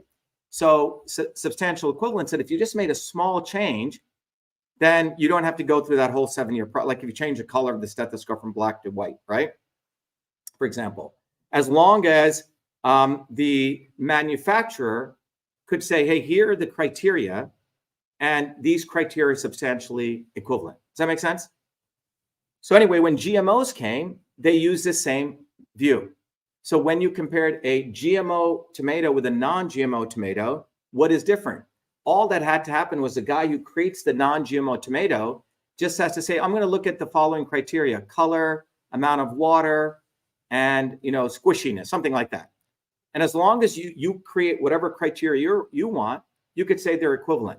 But the issue is biochemically, how are they equivalent? So here's what I want to emphasize. Here I created cytosol. I started using this technology in some ways for politics. So we looked at every paper written in the world on C1 metabolism, which is the way plants metabolize carbon. And then we went through this process and we figured out the system of how genetic modification affects these three pathways, which affect C1 metabolism. And we ended up writing 6 papers very systematically on C1 metabolism, oxidative stress, and genetic modification. We ran all this through our engine, and what we discovered was GMO actually accumulates in in genetically engineered products like soy. Formaldehyde actually accumulates, and the reason is if you look at this pathway over here, in normal plants, things undergo methionine biosynthesis. Clean it up, okay, which is an antioxidant. But when you genetically engineered these plants, and we were looking at soy, you actually put this plant into oxidative stress, into a different mode, allostasis, and the plant actually uses up its glutathione, and it'll produce formaldehyde. So we published this. When we published this, we were attacked, obviously, by the European Commission. We're all paid off by the guys at Cornell, because everyone says genetically engineered foods are great, right? And then they said, oh, this is just a mathematical model. Don't believe it. Nothing to see. Move along. Anyway, we published a series of papers. And finally, we published this paper, which says we were very fortunate. A group in Leeds in London had actually grown the soy plant, in a greenhouse. We had the mechanisms of why that plant would have less glutathione. And lo and behold, our numbers matched. If you can see here, in vivo means what they did, right? Everyone see that? In vivo means in the greenhouse. So you're seeing they had 268% less glutathione. RRS is Roundup Ready soy. Organic is the organic plant. It's another way of looking at it. So our studies showed the same, but we were able to show the mechanisms. We never heard from them after this. No one in Cornell, anyone's taking this up. But we did the right thing, all right? And by the way, food industry, it turns out, enlisted a lot of academics. It starts coming out of the New York Times for lobbying. And this is what's happening. Academics are the most spineless fucking people on the planet. They really are. And a lot of them are at MIT. A lot of them are at Stanford, a lot of them at Harvard. So academia has become highly politicized. It's really unfortunate. And so I want to thank Adam. I mean, what he's doing here is quite extraordinary. Because if you're truly a scientist, you're going to go after and ask all sorts of wild questions. And out of that, you apply the scientific method and you find out what's real. How Monsanto mobilized academics. This is like mainstream media is now talking about this. Okay? So let me finish up with this. In September 2019, I had put out this tweet. I said, I will give my $10 million building in Cambridge to anyone who can show me a risk assessment model for vaccine safety, allowing any parent to decide based on their kid's particular biology. Basically, there is no vaccine safety models. And we ran a big conference in our building. 600 people showed up, and we actually went through this. Now, why can I talk about this? Because I'm considered one of the leading guys on the immune system. In 2019, the National Science Foundation invited me to give their prestige lecture. And you can look it up. And my thesis, if you read the chapter of my PhD thesis, a good piece of it is on the interferon system. Now, this is the old model of the immune system from 1915, okay? And it basically says a pathogen comes in to your innate immune system, your nose, your throat, all that kind of stuff, if you know what the innate immune system is. And after a little while, about 72 hours, your adaptive immune system kicks in and it creates antibodies, okay? And by the way, that red thing means if you give a vaccine, you're going to get the antibody, okay? Now, that 2-box model is from 1915. And using that two-box model of the immune system, in 1962, the 1962 Kennedy Vaccination Act was passed. And it created all these government agencies which basically said the government has a right into your body. That's what it basically did. And between 1962 to 1986, there were hundreds to thousands of vaccine injuries being reported. Parents were suing pharmaceutical companies. Ted Kennedy, the other Kennedy here who killed a woman and got away with it in Chappaquiddick, he was the one who sponsored the bill in Congress, co-sponsored the bill to protect all the pharma companies. It's called the Vaccine Injury Program. So you cannot sue pharmaceutical companies. I can sue Toyota if my wheels fall off my car. I can sue Delta, right? If the plane doesn't, but I cannot sue a pharmaceutical company. That's a fucking Kennedy. Yes. And we must use these curse words at these people. Please use them. Because that's what these people did. And now you have Bobby Kennedy, saying he wants safe vaccines. Well, all he wants, and he rails against these corrupt organizations, but somehow he's going to get them to create safe vaccines. And this guy, Steve Kirsch, who's speaking tomorrow, well, next week, same nonsense. He was nowhere to be found in 2020, by the way, okay? Suddenly shows up out of nowhere, and it supports Kennedy. So what my thesis showed is that there's an interferon system. When you get hit, if I sneeze on John, not only does all the neutrophils, everything in his innate system kick in, but the interferon system kicks in, which turns on thousands of genes. But then it gets even, and by the way, if you want to go read my thesis, we've modeled all that and shown that. But one of the biggest thing that recently came out is that your immune system affects all of these subsystems. And the latest work says that, I mean, this came out of Nature saying, or Cell, saying it's time that we relook at the 1915 model of the immune system. And what really turns out is this is really what I published. This is really a much more holistic model of the immune system. It's far more complicated. You have your gut microbiome, you have the virome, right? You have the vagus nerve. And so for a doctor to say that everyone should be getting the same protocol is nonsense. Everyone is unique. So it has to be about the right medicine for the right person at the right time. This is why it came out against the vaccine mandates, right? So no one took me up on this, by the way. And then, when the quote unquote pandemic started, I was the first one to put this out in March of 2020. I said, and as an MIT PhD in biological engineering who studies and does research nearly every day on the immune system, the coronavirus fear-mongering by the deep state will go down in history as one of the biggest frauds to manipulate economies, suppress dissent, and push mandated medicine. It's exactly what happened. That was in 2020. Okay? I wrote to Trump. I said, do not lock down the country. I said, if you want to do the right thing, I said, by the way, you can't even get to that link anymore, the letter I wrote to him. Okay? The letter basically said, look, use personalized medicine. Take the people who are truly, have pre-existing conditions, fine, quarantine them. The rest of the people, you can give them vitamin D, quercetin, zinc, iodine, boost up their immune systems. So this is not about vax or not vaccines. That's not the discussion here. That's what the reductionist model is. The real issue is, are we focused on resilience? If you know anything about systems, it's all about resilience, resilience, resilience, right? Stress inoculation. Well, Trump didn't listen to this because he was funded by all the same guys, okay? He did Operation Warp Speed, talked a good game. We gave him an entire protocol of what to do. So again, this is me as a scientist, as an engineer, saying the right thing at the right time. We ran the Fire Fauci campaign, okay? We raised about 120,000 signatures. This guy's a criminal. Total freaking criminal. We did it at the right time in March of 2020. Not a year and a half later, Bobby effing Kennedy and Steve Kirsch start writing books, making money off of it. You see, these are opportunists who don't do what needs to be done at the right time. And you have to be careful of these people. So we ran this. And we raised all these signatures. And then we ran, and I led some of the biggest anti-lockdown rallies.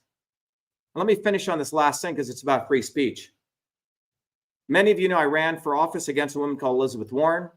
Our slogan was only the real Indian can defeat the fake Indian. Great slogan. Okay. We had a big bus in Cambridge. on the slogan. The city of Cambridge sent me a letter saying that I should take down the banner off of our bus because we had a picture of me and a picture of her. Great ad slogan. We forced her to take that DNA test, by the way. That she's a racist. What is racism? Racism is using race for your own personal advantage, and that's what she did. Racism is not calling me the N-word, Frank. That's just ignorance, in my view. Okay, you can do that, but racism is exploiting race for one's financial advancement, and that's what she did.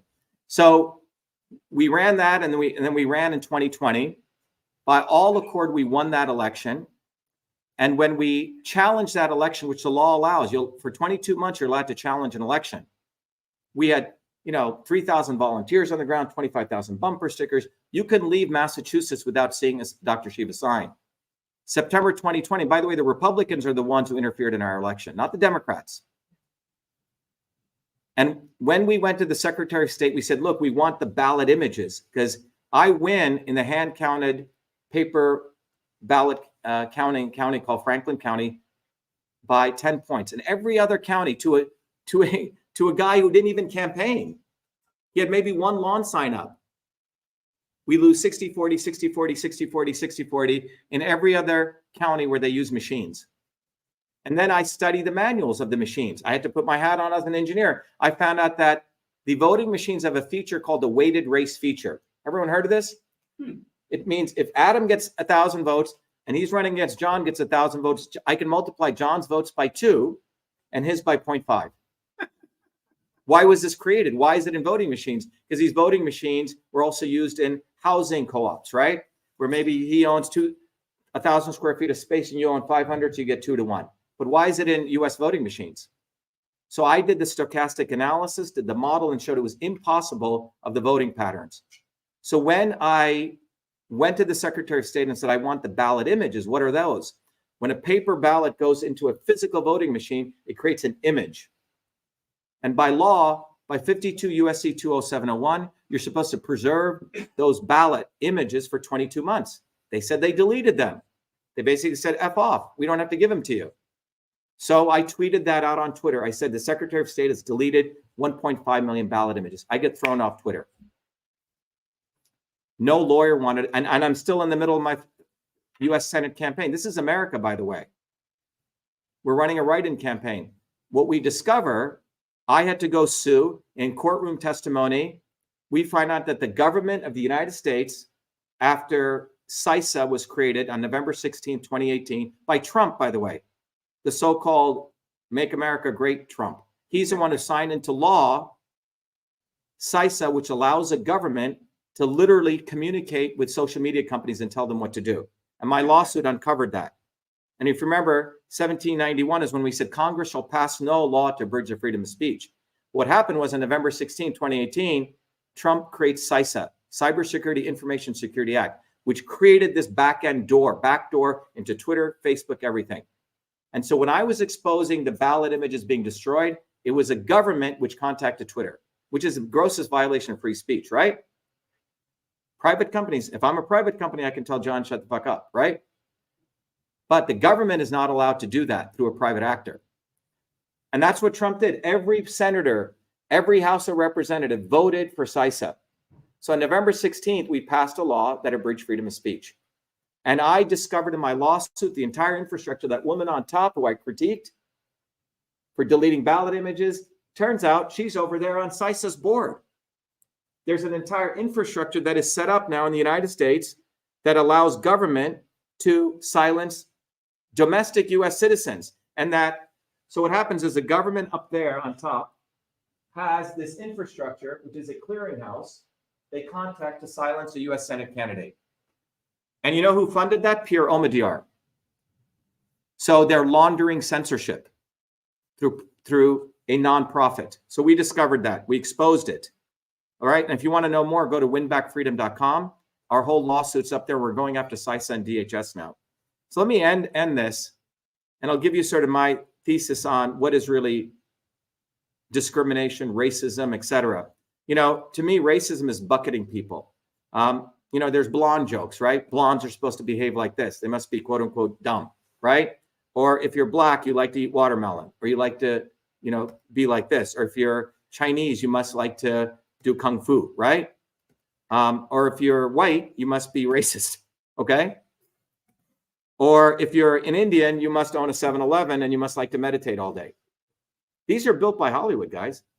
And you like to shake your head and you like to get beaten. And if you have to be a good Indian. Or if you're a nerd, you got to look like this, right? And the reality is that a friend of mine said, Shiva, what really bothered them about you was you were unwilling to be a good Indian. It's a very important thing. Those Indians, think about what I'm saying. India fundamentally at a deep level never got independence. It didn't. Gandhi sold out India. That's what actually happened in telling people to get beaten up. I'm sorry, I don't believe that. So what happened in India was the British left India. As I said, white men with crowns left and brown men with white hats took over. That's why India has this deep corruption. Please wait, okay? So this is what's actually going on. You see, when you're at MIT, okay, you're a nerd. Now you can be an inventor. And by the way, when my first year at MIT, I'd see something fascinating. I'd see these normal kids be absolutely fine. And within 6 months, they get really nasally accents and start twitching a little bit. I'm being serious. You know what I'm talking about? Like now you're in, because Hal Abelson or one of the professors, like you have to have these little mannerisms. It's like, like the inside club thing. So the real segregation discrimination is putting people into these little boxes. And when you step out of them, you will be hammered. So as long as I was a good Indian guy doing all the right things, starting companies, I was great. But when I said email was created before I came to MIT, that bugs a lot of people. That doesn't fit the narrative. And I was unwilling to let go. How many symbols do you have of Indians fighting back? You don't. Okay, so and by the way, if you look at what's going on in the United States right now, 40% of Americans don't have $400 in the bank for an emergency expense. $1,000 emergency, right? And during the pandemic, 600 billionaires increased their wealth by $2.3 trillion. So we have to start looking at the class issue here. And the median net worth right here in Boston of a black person, you read it, is only $8. Did you know that? That's by the Federal Reserve. So in the midst of all this diversity, all these professors at MIT talking about diversity, well, right in Boston, the net worth of a black person is $8. That of a white counterpart is $270,000. So how is all this diversity making the world better? It isn't. It's a lot of talk. So you have this talk over here on MIT's mission statement, but over here, who funds all the big universities? The big VCs, the big private equity guys. And this is why at Harvard, they said from the river to the sea now was no longer condemned. Condemning speech in a public university? Are you fucking serious? But the reality, what's going on is there's a massive divide between rich and poor. The 0.00001% are consolidating power like ever before. And this is why they need to push the narrative that all great stuff come from them. It's a caste system we have. And that's what's really going on. And you can see right here, and by the way, it was before black people were getting low wages, but poor whites and poor Hispanics are coming down to the same level. People print money all day right now. Obama printed money, Trump printed money, Biden's printing money. The entire economy is running on fumes. It's not real. It's not based on real innovation. So that's where we're headed. And so let me finish the last piece. John Medlar's here. In August of 2017, John and we organized a free speech rally in the Boston Common. Right, John? And we invited everyone, left wing, right wing, communists, Green Party, everyone. The week before that, Charlottesville had taken place. Remember that? Which was whatever happened. But the mayor of Boston and the governor of Massachusetts branded our rally as a white supremacist rally. They said I was a Nazi, that I was a white supremacist. Okay, why? Because the governor of Massachusetts was running against a Hispanic guy And Marty Walsh, who's a freaking racist, was running against a black guy. So they wanted to act like they're fighting for black and Hispanic people. They branded our event as a Nazi event. The South Asian Indian said, I'm a Nazi. Okay? And 40,000 people showed up against us. Look at that. 40,000 people. Michelle was on the stage and we were about to get killed. This is in Boston, supposedly intelligent fucking people. How does this happen? And you know what's on the stage? This people, and the only writer, Jeff Jacoby, said free speech minus, he said free speech minus free speech rally minus free speech. And that was what was on the stage. We're holding up things saying Black lives do matter. No to GMOs in South Monsanto. People of all color. In fact, one of the guys that showed up was an African-American food service worker who I knew from 40 years ago at MIT. So how does this happen? How does this get branded as a Nazi event and 40,000 people show up in Boston with all these universities? Can you answer that to me? Can anyone answer that? You can't, can you? The Nazis call their opposition Nazis. Yeah, thank you. But the point is, how many universities do you have in the 1 mile radius? Harvard, MIT, Lesley, BU, Boston College, go down the list. And so all these people thought we were Nazis because 2 people said that we were.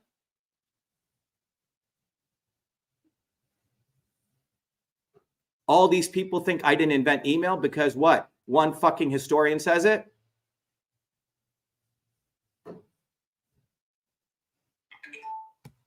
That's what took place. So I've been in the heat of struggle, guys. I write software, I do medical research, but I fight because I never forgot where I came from. And neither should you. You were someplace before you came to MIT. And MIT does not define you. Because if you let them do that, you're a fucking slave. And when we put this up, the city of Cambridge, as I said, please take down the bus. We fought back at them and we won that lawsuit. Because they want you to walk away, right? We sued and we won, okay? And let me wrap up with this. This is what is happening. All these academics, all these celebrities, all these intellectuals, this is what they've created for America right now. You see that curve? That is a lifespan curve, the life expectancy of what's happening. And what do you see here? This from 1980, the life expectancy in the United States is going down. Now, I don't care. You can't talk your way out of this. Over the last, and by the start, started with policies. So that curve, and by the way, the rest of the world is going downward too. So the policies of those in power is undeniable. It's not the vaccines. It's a whole bunch of policies. It's the stress. It's all these things. It's stress on people. Sorry, it's healthcare. It's destroying immune systems. People can't get proper food. I mean, you guys eat shit in the cafeteria. I'm sorry. Just garbage. You pay a lot of money and you're eating crap, right? People don't know how to think systems-wise. People can't really solve problems. You have a corrupt governance system. And people don't even know how to save money. So look at what's going on. That line, behind that line, is a bunch of policy systems. And we need a systems overhaul. So I've been an activist all my life. And what we've created is we've created a movement now. And by the way, if you keep doing this, like Lucy, you think you're voting for a doofus like Kennedy or doofus like Trump, or then they had to find a brown guy, Vivek the Snake, I call him. Okay? Made up this character. A total fool. It's a car salesman. He literally took $5 million, bought a useless drug that failed 4 clinical trials, had his mother redo the data, throw out all the trials that didn't work, and then rebranded it as a proven drug. Took it public, crashed the stock 99%. How the fuck are these people even getting on mainstream media? And me with 4 degrees, we're made invisible. But you know what? They have a problem because we've created a movement. So the latest innovation I've done is Truth, Freedom, Health. It combines system science with activism, and we're teaching people how to build a bottoms-up movement. Because just like you want to build an airplane, there's a physics. You want to build a wireless system, you have to understand Maxwell's equations. And I've uncovered those systems principles. And the world is not going to come from left or right. It's not going to come from academics. It's going to come from a movement. So if you want to go learn, go to truthfreedomhealth.com. And what we recognize is that more information is not solving the problem. We have more people who are depressed. 2.5 billion people are now obese, going to 4 billion. Information is not improving our lives because information is going through the lens of ignorance. A bunch of moronic professors at MIT promoting this climate change nonsense. A bunch of people promoting, one size fits all medicine because they're getting paid for it. There's $2 billion. You put climate change and cockroaches, you will get funded. You will. No one's looking at the physics. And by the way, the real people are people like the Sadhguru guy, Tucker Carlson. These people act like they're fighting for you. But these people are actually part of the system. They just say enough to get you entertained. They act anti-establishment, but they're not. Like a Sadhguru in there. Yeah, he's a creep. And the only way out of this is knowledge. Jay Forrester, who's a professor at MIT, he wanted to teach system science to young kindergartners. And MIT was creating a group called the Engineering Systems Division, which was going to be a separate group beyond all the silo groups. And guess what? All the individual silos attacked them and they destroyed them. MIT's not in a good shape, guys. You had fucking Raphael Reif, who took money from Epstein after he was convicted. I think I was the only one who said he should be fired. Where's the outrage at that? Let me finish by this. What's an entrepreneur? Some people think, everything comes from French, okay? That word is entreprendere, right? Actually, there's another word, an ancient, Sanskrit says anta prerana. And it's what it means is driven by insight. You are what your deep driving desire. As your desire is, so is your will. As your will is, so is your deed. As your deed is, so is your destiny. That's what an entrepreneur is. An entrepreneur's fight. We're not just here nerding away, starting a fucking company and listening to these academics who are spineless. We have to fight evil. Because when you look at that curve of life expectancy, your children are going to live shorter than you. Think about that. That's a systems problem. And we need a systems overhaul. And that's why I decided to run for president, because it's to create a movement and it's to let people know, why aren't engineers running? It's only for lawyers and people come out of Harvard. People have golden plated toilets and a name Kennedy and billion-dollar trust funds. What about all you guys? Are the nerds just supposed to work for the exploiters? Thank you. Let me just point over the room. Yeah. No, keep that on you. I have other cameras. Oh, you do? Okay. Sorry, John. Is that all right? Well, folks, thank you very much for attending. Dr. Shiva was very entertaining today. Unfortunately, we have run out of time, but if you do have questions or things you'd like to say, please come up front to address Dr. Shiva. Thank you. We'll see you next week. All right, guys. Nice meeting you. Take care.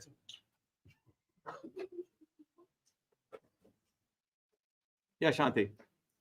Any questions? I mean, we have time, right? Well, the official time's run out, but if you want to stay, go ahead. Yeah, we don't follow the rules. Anytime? Gandhi was put in India from South Africa by the British to create Pakistan. Yeah, that's one thesis. Yep. All right. Any other questions? Yep. Shiva, I absolutely admire your integrity, your intelligence. Anybody like to say? 1 second, Shanti. What do you intend to do about the Federal Reserve hijack their financial sovereignty? Well, look, the Federal Reserve should not exist, okay? But besides saying, obviously I can make a bombastic, we should get rid of it. The issue is how, okay? All these other people posture to get rid of it. The only way to get rid of it is to build a bottoms-up movement. And if anyone wants to know what that is, go to truthfreedomhealth.com and support, get involved. We have a whole course we've created, a whole community. The other thing is everyone here, before you leave, buy a bumper sticker, $5, and put it on the back windshield of your car, okay? 100,000 people see it per day. You want to help this movement? Let's get 1 million of those bumper stickers out. Because it's time that this country had people actually know how to solve problems and actually care. Not a bunch of people come from top down. All these people do. They'll say whatever you want to hear. Oh, yeah, I'm going to get rid of the Fed. Oh, how are you going to do it? Well, when I get into office, how are you going to do it? We're talking about monumental changes. That's only going to happen through a massive bottoms-up revolutionary movement. And that's what we need to create. Thank you. Thank you very much. All right, guys, thank you.